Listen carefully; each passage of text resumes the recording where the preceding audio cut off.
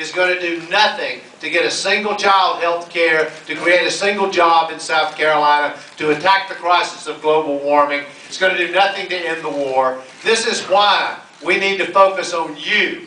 The candidates need to understand that this is not a personal battle between them, but it's about what we should be doing for you. That kind, by the way, on the issue of voter empowerment, it's that kind of personal attack and petty sniping that actually causes people to be turned off to politics. We want to excite people about voting, about participating. And the battle, the fighting between the two of them and the personal fighting has continued through the course of this week. Unfortunately, it didn't stop on Monday night. It's continued since that time. And my own view about this is that this New York and Chicago style of politics of personal attacks and trying to tear down politicians, that South Carolina deserves better than that, and I am about building up the people of South Carolina, not about tearing down politicians.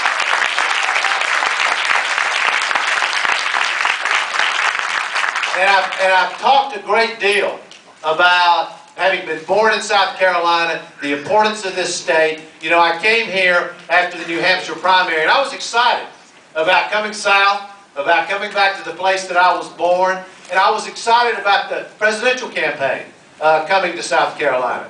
But I'll tell you this, we don't need to be dividing the people of South Carolina. We need to be uniting the people of South Carolina.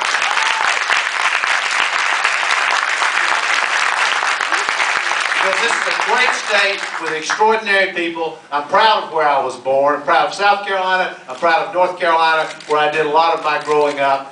And I watch what's been happening this week. And after the debate, when I talk about being from here and being born here and how personally I take the cause of standing up for South Carolina families, making sure the opportunity and the promise of America is available to every single child in the state of South Carolina, that cause is personal for me. This battle and this fight against entrenched interests and for working people and for the promise of the country being available to everybody, this is very, very personal for me. Because this is where I was born, where I grew up. It's why I've been traveling all over the state this week to make sure voters hear what it is I want to do and how personal this cause is for me. But you know, I watch, there is a difference between jetting into South Carolina for a political campaign event and then flying back out of the state, and somebody who comes from here and understands your lives. I mean, after the debate on Monday night, I think Senator Clinton left right after the debate, went somewhere else. I think she's been back once or twice to have a political event or two. I understand that earlier today on national television, she was discounting the state of South Carolina, talking about the makeup of South Carolina, and that she will not be here tomorrow on Election Day. Well, let me make this very clear. If somebody is turning their back on South Carolina the week before their primary, what do you think is going to happen after the primary is over?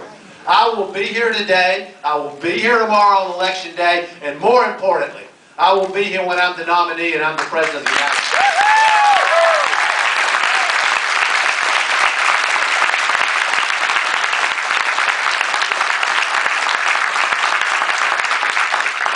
You have been forgotten too long, and I will not forget you, and I will never forget where I came from. My parents are actually with me here today. I'm proud to have them here with me.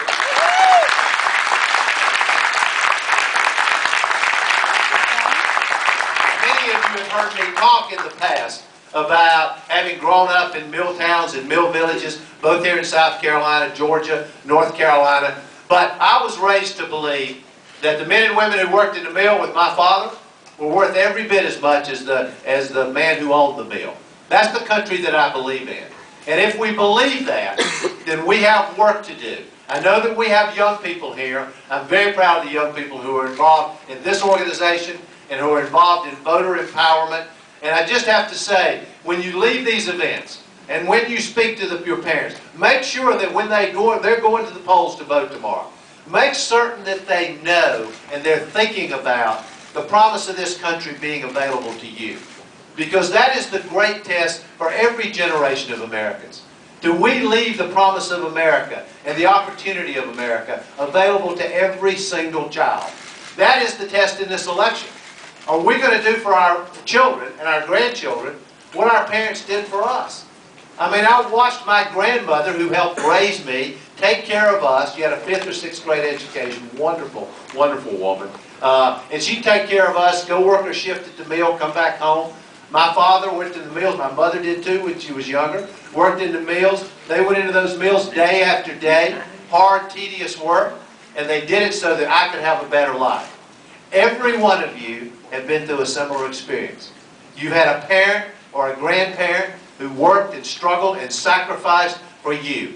And now this responsibility has been passed to us. And the torch has been passed to us.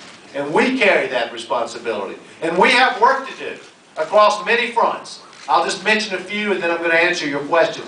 We desperately need universal health care in America. We have a dysfunctional